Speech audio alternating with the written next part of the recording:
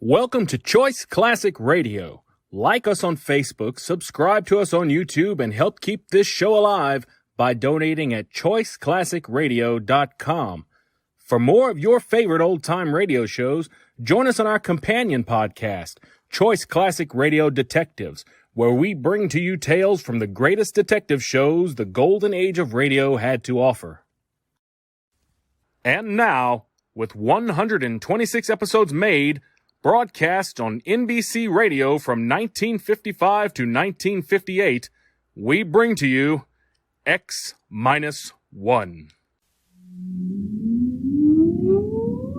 Countdown for blast off.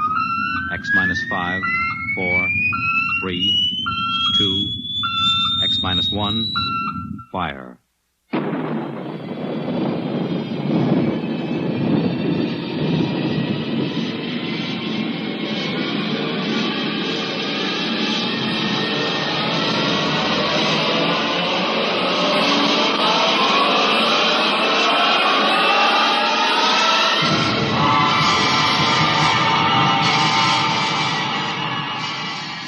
From the far horizons of the unknown come transcribed tales of new dimensions in time and space.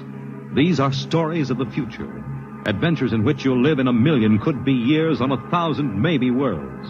The National Broadcasting Company, in cooperation with Street and Smith, publishers of astounding science fiction, presents X-1.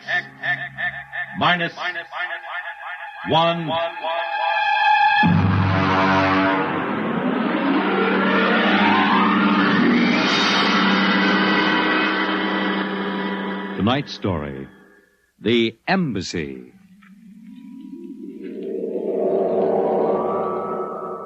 Out of the infinitude of stars and planets in the solar system and other systems in the universe, it is almost mathematically certain that other forms of life exist on other worlds.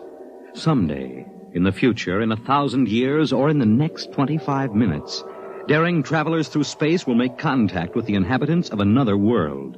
But the question is, will we contact them first, or will they contact us?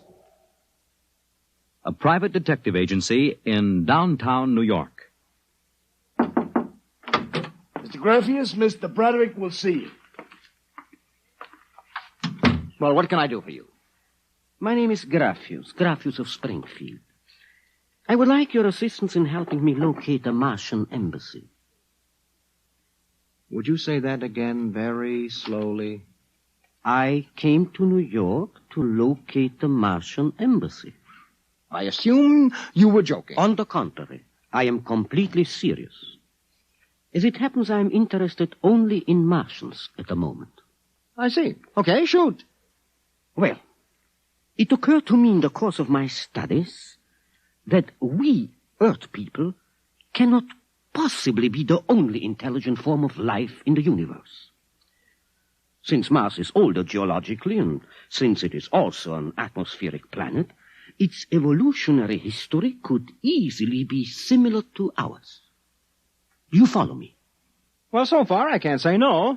If this is true, then they must have been watching us, observing us for hundreds, possibly thousands of years. They also know we are a militaristic, warlike race. We might conceivably set out to conquer and occupy Mars someday. In which case they would try to get the jump on us. Ah, precisely, Mr. Broderick. Now, if you were planning to attack an unknown nation, what would be your first move, Mr. Broderick? Well, intelligence. Find out what the odds are. Oh, you have a very logical mind, sir.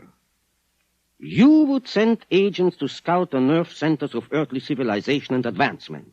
Not Kansas City or Equatorial Africa, my dear sir, but here, in New York, the most technically advanced spot on the earth.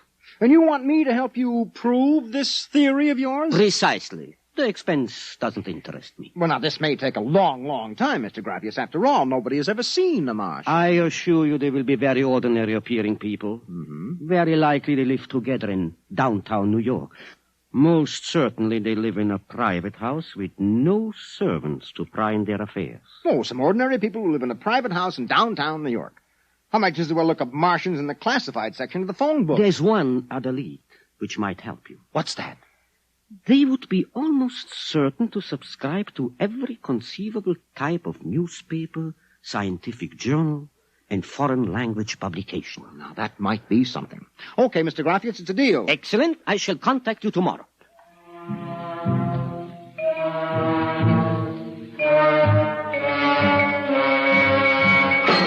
Boss, here's an address. Takes everything from Pick Magazine to the Manchester Guardian. Here, listen to this here. Pick, Look, Scientific America, the Daily News, Daily Worker, the Police Gazette, Journal of Engineering, a Scientific Quarterly, American Psychiatric Journal. Let me see that. Yeah. Oh, Doolin. Sometimes I wonder, what is the address on this? Well, it's 9 West 124th Street. Which happens to be the Harlem branch of the New York Public Library. Oh.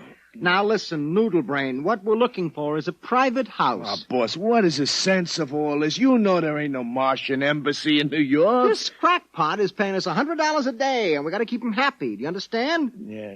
Also, I have a hunch that Mr. Graffius is not looking for any Martian embassies. He is looking for something quite different. So we are going to find it for him.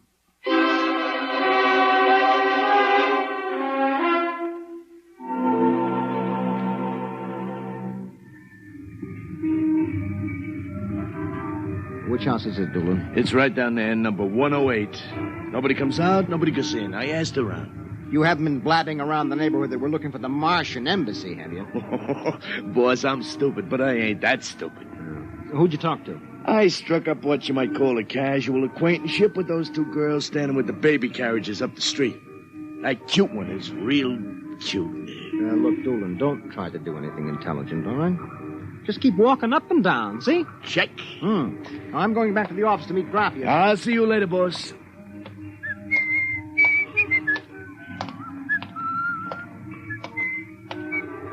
Hiya, beautiful.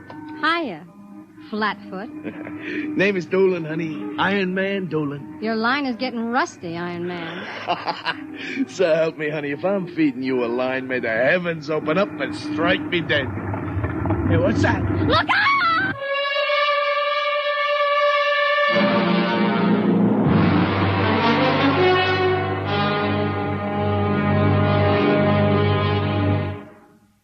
I'm sorry to have kept you waiting, Mr. Graffius. Thank you. But I've had Doolin casing our first lead for a week now. It's a house down in Greenwich Village, privately rented, number 108 Conklin Street. Nobody seems to know anything about who lives there, except that they subscribe to every paper and scientific journal put out. Also, there's a radio antenna on the roof. Oh, you don't suppose your Mr. Doolin will try to get inside the house? If this place is the Martian embassy... No, don't worry. Doolin can take care of himself. I'm stopping him now. Excuse me. Hello. Yeah, speaking. Doolin? Yeah, he works for me. What? No. No, I can't think of any. Yeah, sure. Okay, I'll be right down. Okay, Lieutenant, yeah. Yeah, right away. Something the matter? Doolin is dead, Mr. Graffius. All right, come on, we get a cab. I have to identify the body.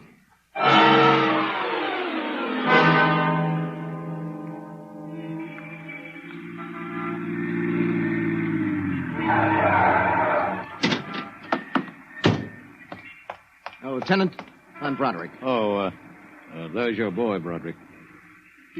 Anybody see it? A maid pushing a baby carriage. We can't seem to get any sense out of her. You mind if I talk to her? Hanson, this guy wants to ask the girl a few questions. Please. I told you what I saw.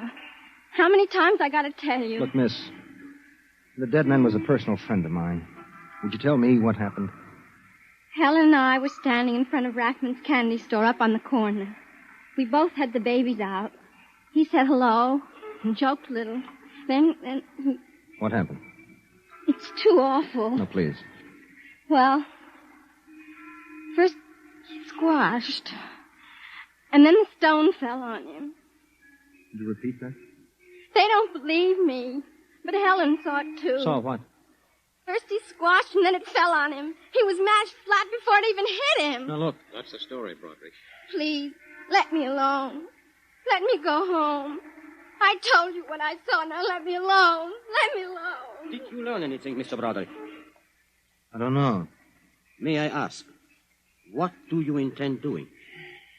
Well, as soon as the cops clear out and this place quiets down, little Broderick is going to pay a personal call on the Martian embassy.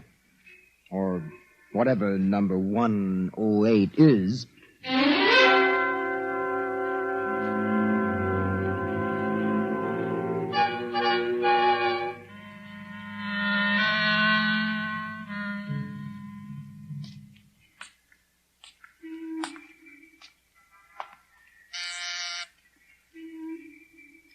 Whatever you are, open that door. Yes? Oh. Well, young man. Oh, excuse me, ma'am. Is the lady of the house at home? I'm the lady of the house. Oh, well, my name is Broderick. I represent the Manhattan Child Adoption Center. We're soliciting funds and clothing for stranded and unadopted children. I Won't wondered you if... come inside? Well, we don't. Usually Oh, nonsense. I'm old enough to be your grandmother. Besides, my son Lauren is working at home. Your son? Oh, he's a bibliographer. He writes summaries of articles and books from scientific journals and publications for libraries and universities. Oh, I see. Sit down, Mr. Broderick. Let me pour you a cup of tea. Oh, thank you. You know, I'm not much of a tea drinker, but seems to have a strange taste. Oh, it's my own recipe. Uh-huh. Well, I think that I'd better be running along but now. You haven't finished your tea, Mr. Broderick. No, really. I feel a little funny. I'll call Lauren. No. It's all right, I'm leaving. I just feel kind of dizzy. Oh, I'm sure Lauren would like to hear about the adoption center. I'll call him. No, don't No, bother. but I must. Besides, you aren't well. Tea. Lauren! I've got to get out. Lauren! Lauren, hurry! Look out. You get out of my way. No. You must stay. Yes, Mother. You drugged my tea. You let go of my arm. Lauren! Let go. No! Oh! I've got to get out the front door. Open. What happened? The other one, that Broderick, he was here. I drugged his tea. He got away? He was suspicious. Fool! Idiot! Go after him. Risk another murder on our doorstep. Are you insane? But he suspects. Well, we'll have to take our chances. We'll have to think of some other way. If he goes to the authorities... Oh, they'll laugh at him. How did they find out? I don't know how. But I'm certain someone else sent them. Who? I don't know. I'm afraid to let myself think. It might be. It just might be them.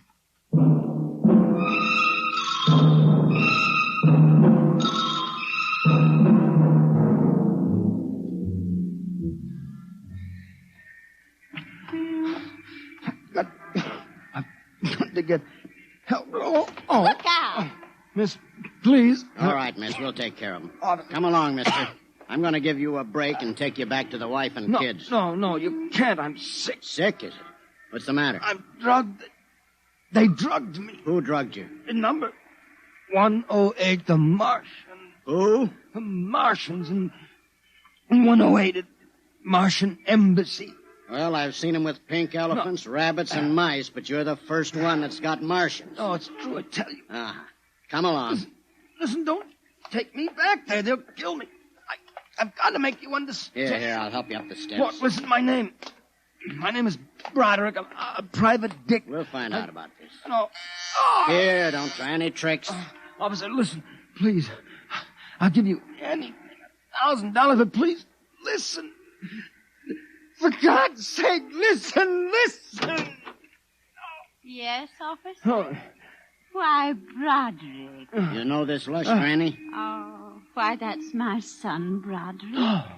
No, she's Martian. He's in pretty bad shape. You better get him to bed. Oh, dear, and he was doing so well at the Alcoholic Society. He must have gotten off again. Looks like he's ready to pass out. Lauren! What is it, Mother? Oh, broad. Your brother Broderick has been drinking again. No, officer, please. Look out. He's passed out. Oh, I'll take care of him, officer. We've handled this sort of thing before. Can you manage okay? We'll be fine. Thank you. Oh, you've been very kind, officer. Nothing at all, Granny. I know how it is with these alkies. Well, I'll be seeing you.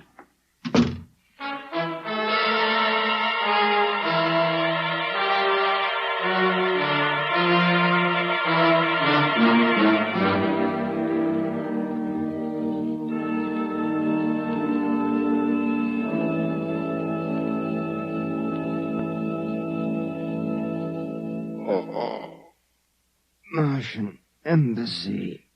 Martian. Oh, my head. Our Mr. Broderick is regaining consciousness, Mother. What happened? I can't get up. Oh. Do not struggle, Mr. Broderick. It will be impossible for you to rise from that chair. The pressure from this ray will keep you there. Ray? You've already guessed, Mr. Broderick. You mean this really is the Martian embassy? Yes. Yes, you have the honor to be the first prisoner of the Imperial Government of Mars. First prisoner? Yes. After the invasion, of course, you will all be our prisoners. What sort of nonsense is this? No nonsense, Mr. Broderick. As your people will soon find out. Our preparations for invasion are nearly completed now. As soon as we give the signal, our armed forces will launch a surprise attack. And then the Earth will be ours. Crazy. Or not half as mad as you, Mr. Broderick, to come muddling so foolishly into our affairs. It was a mistake, Mr. Broderick. A fatal mistake. So Doolan's death was no accident, then, huh? Oh, assuredly not. We found it necessary to use a pressure ray on your friend. The block of concrete was an afterthought. We thought it might help to divert suspicion. All right. So what happens now? If you cooperate, you can look forward to a quick, painless death. Like your friend, Mr. Doolan. If not? Well, this pressure ray has many delicate adjustments. It can move a pin, or it can crush a boulder. Let me demonstrate. You see, Mr. Broderick, as if an invisible vice were crushing you. What do you want? The name of your client. We are interested in knowing who is so anxious to locate the Martian embassy. The names of my clients are confidential.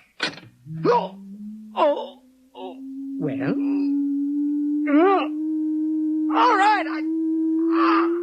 all right! Turn it off, Mother. Mr. Broderick has seen the wisdom of speech.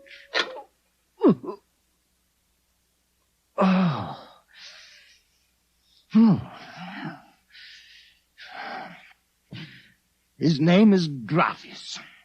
Graphius? Yes. An unusual name for an Earthman. Describe him. Well, I don't think I really can. Describe him.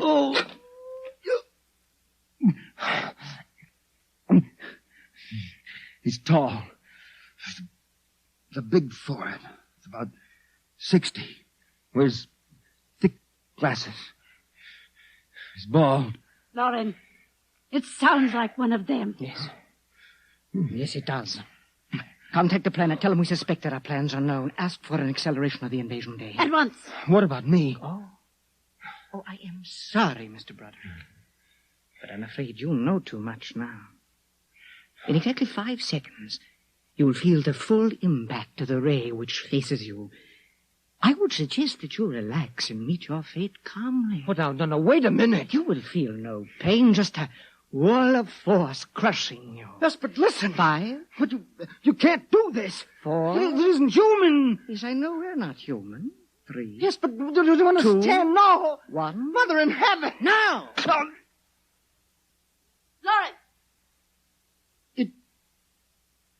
It didn't work. Something has happened. The magnetic field is dead. Stand back from the pressure rate. It will not function anyway. I have decontrolled your field. Lauren! Lauren, it's one of them! They found us! Did you think we wouldn't? You are free to move now, Mr. Brown. Look, I don't know how you got in here, Graphius, but stick around. These babies are really Martians, just like you said. They're planning to invade the Earth and take over. There will be no invasion. All right, you keep these characters covered. I'll get the police. There will be no need for the police. I intend to handle them myself. But, Graphius, the police will want Do to... not call the police. I don't get it. You fool of an Earthling. Don't you realize with whom you are dealing? The invasion of Earth by Mars will be like child's play compared with what... Lauren! Oh! Holy mackerel. They just flattened out. Yeah, like your friend, Mr. Dooley. Oh, I detest the use of violence where the intellect can rule. But unfortunately, the Martians are a threat to us and must be destroyed so that we can proceed with our own plans. What plans? Naturally, you wouldn't comprehend. Wait a minute. There are some things here that I do understand. A second ago, that pressure ray didn't work. Now you're using it like it was a toy. How did you get in here, anyway? Who are you? Another one of these Martians? No, Mr. Broderick. I happen to be a Venusian. A what? A representative of the planet of Venus. You're crazy. Not at all. Martian invasion would be like child's play compared to ours. The Martians would simply have conquered and enslaved your people. We Venusians intend to exterminate you completely. Then I suppose that you were going to start by knocking me off. On now, the contrary, you are free to leave any time you please. Leave? Yes? Are you kidding? I know your plans, the invasion. I could go... Tell the police? Go ahead. Huh? Why don't you try it, Broderick? Because the minute I turn my back, you're going to let me have it. Suppose you try it and see. I have no interest in stopping you. Go ahead. Run to the police. Tell them anything you like. All right, Buster, you asked for this.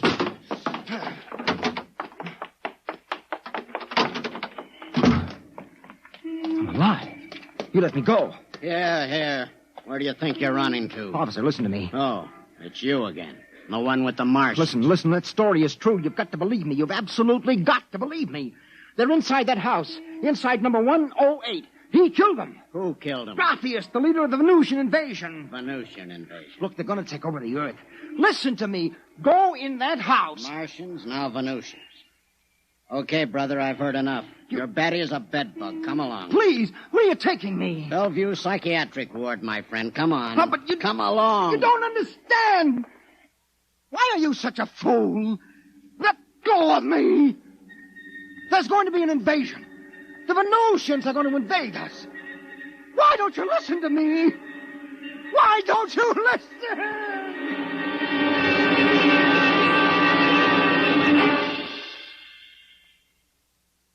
You have just heard X-1, presented by the National Broadcasting Company in cooperation with Street and Smith, publishers of astounding science fiction.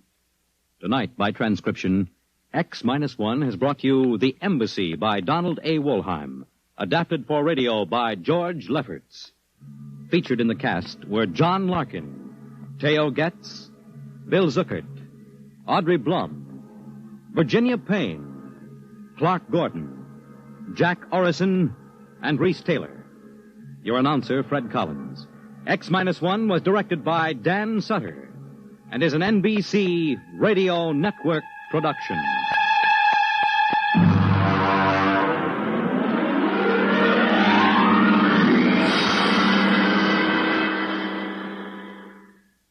That concludes today's episode.